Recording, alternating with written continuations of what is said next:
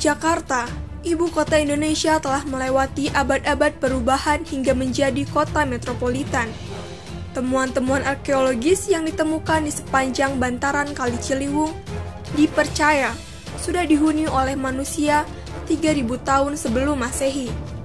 Candi, prasasti, dan temuan arkeologis lain banyak ditemukan di sekitar Jakarta.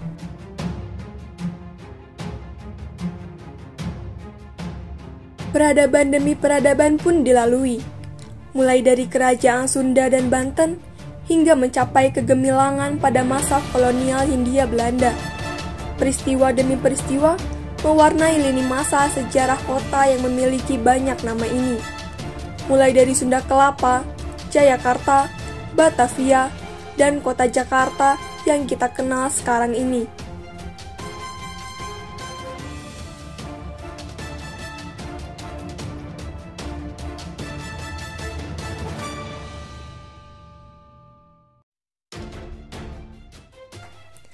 Ketika pengaruh Tarumanegara surut, alih kuasa kota-kota pelabuhan di Jawa bagian barat pun diambil alih oleh Kerajaan Pajajaran. Kota Sundapura beralih menjadi Sunda Kelapa yang menjadi bandar besar di abad ke-12. Pedagang-pedagang Tiongkok, Gujarat, Arab, bahkan sampai bangsa Eropa datang silih berganti untuk mendapatkan komoditi rempah. Asal-usul kota Jakarta tidak bisa lepas dari peranan Raja Mula Warman dari Tarumanegara yang memindahkan pusat kerajaan ke daerah Candrabaga, Bekasi di hilir Sungai Ciliwung. Pada awalnya, pemindahan ini bertujuan untuk menghindari kekeringan. Namun, semua berubah ketika Sundapura menjadi bandar yang ramai. Disinilah permulaan asal-usul kota Jakarta.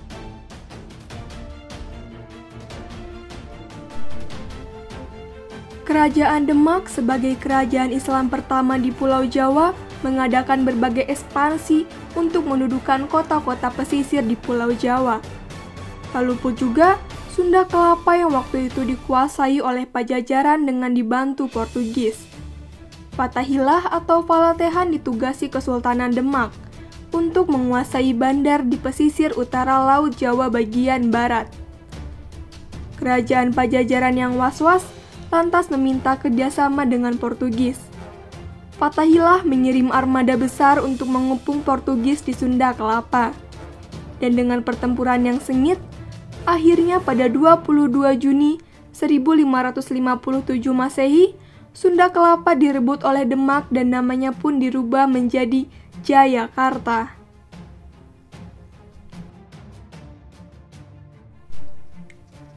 Juni 1596, armada kapal pertama dari Belanda di bawah pimpinan Cornelis de Houtman mendarat di Jayakarta dengan tujuan untuk berdagang.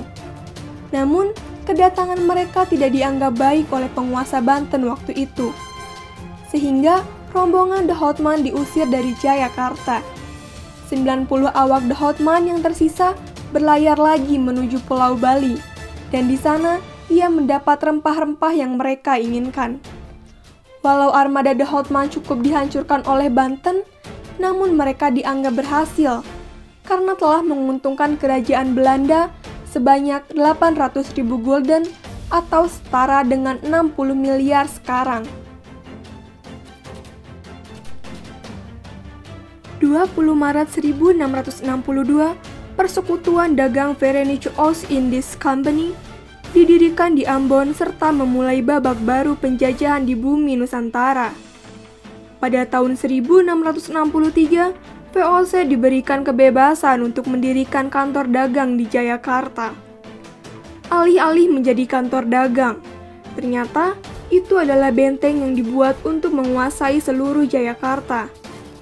Di bawah Gubernur Jenderal Jan Pieter Zoetmond, akhirnya VOC menguasai Jayakarta dan merubah namanya menjadi Batavia. Batavia menjadi pusat VOC yang pada awalnya berada di Ambon. Dengan hak oktroy yang mereka miliki, mereka terus menginvasi sampai ke daerah pedalaman Banten.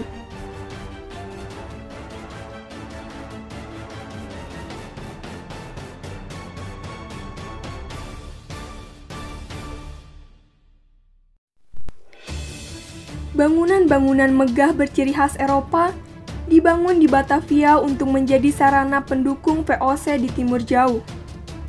VOC membangun Batavia dengan mendatangkan budak-budak dari Banda, Maluku Utara, dan koloni mereka di daerah lain.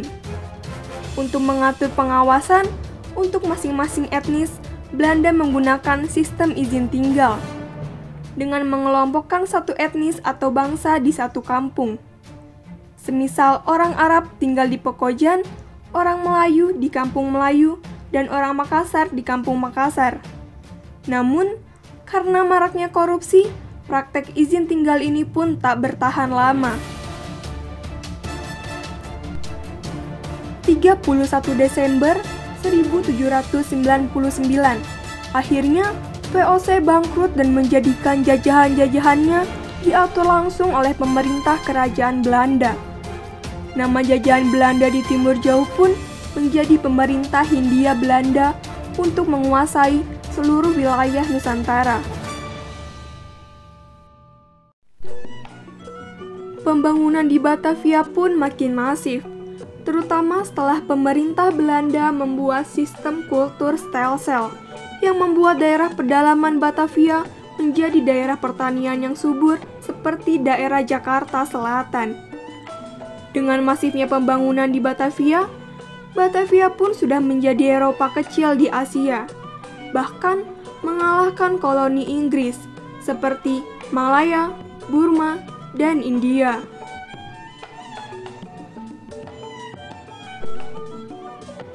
Batavia pun diperluas ke pedalaman dan tidak hanya sebatas Jakarta Utara dan Kali Ciliwung saja. Hutan-hutan, rawa-rawa, dan sungai diubah menjadi ladang ekonomi baru bagi Hindia Belanda karena harga rempah-rempah kala itu sedang anjlok. Memasuki abad ke-19, rel-rel kereta api dibuat di Batavia dan berakhir di Tanjung Priok. Rel kereta api ini hanya sebatas pengangkut hasil perkebunan yang akan dibawa menuju Belanda. Tanjung Priok menjadi pelabuhan tersibuk di Batavia saat itu.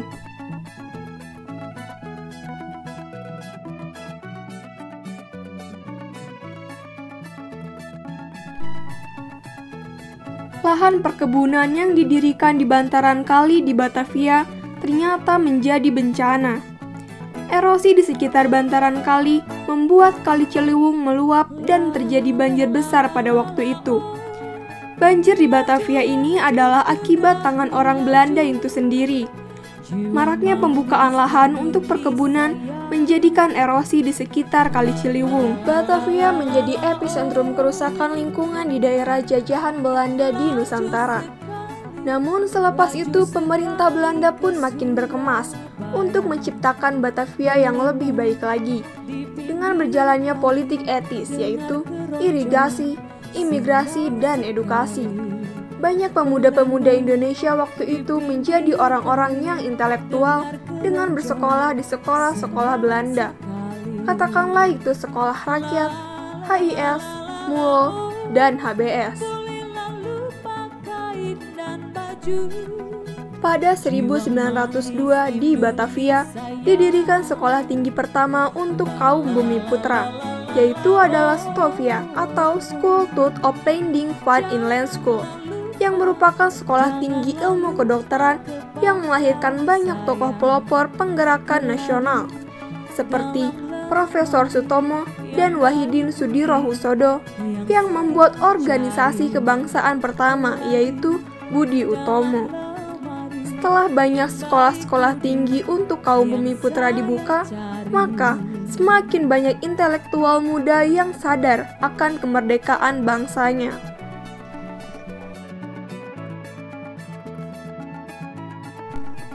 Muhammad Yamin dari Jong Sumatera, Amir Syarifuddin dari Jong Batak, Laimena dari Jong Ambon, Muhammad Rum dari Jong Islamitian, dan lainnya. Mereka berkumpul untuk merumuskan suatu sumpah yang kita kenal dengan Sumpah Pemuda pada tahun 1928. Batavia atau Jakarta. menjadi kota tempat lahirnya para intelek muda Indonesia, sekaligus menjadi tempat yang bersejarah bagi Indonesia.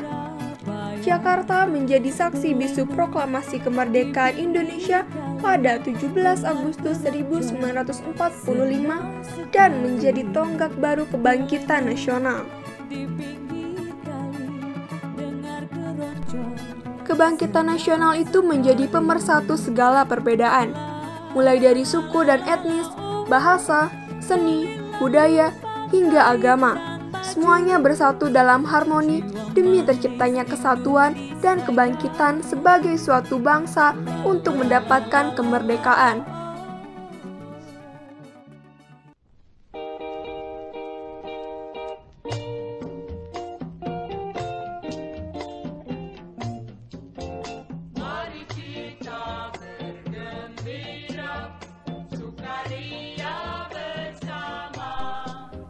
Jakarta terus bertumbuh mengikuti zaman yang sedang berlangsung. Seperti pada masa Orde Lama dengan pembangunan yang sangat pesat di Jakarta. Stadion GBK, Patung Pancoran, Monumen Nasional, Hotel Indonesia, hingga Jembatan Semanggi menandakan pertumbuhan yang pesat bagi kota Jakarta pada masa Orde Lama.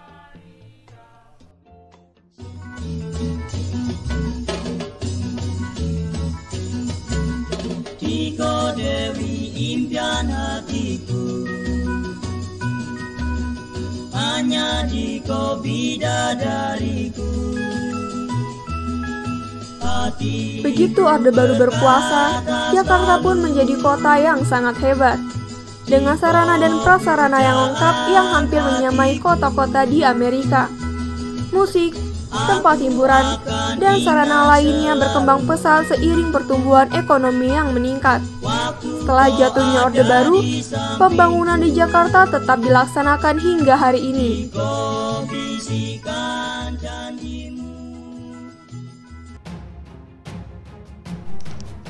Abad demi abad sudah dilalui, peristiwa demi peristiwa sudah dialami. Tokoh-tokoh hebat pun datang dan pergi. Ide-ide cemerlang datang dan menghilang, meninggalkan jejak-jejak yang tenggelam dan menjulang. Kota Jakarta akan terus menjadi kota yang akan memikat mata siapa saja yang mengunjunginya, baik di masa dahulu maupun di masa yang akan datang.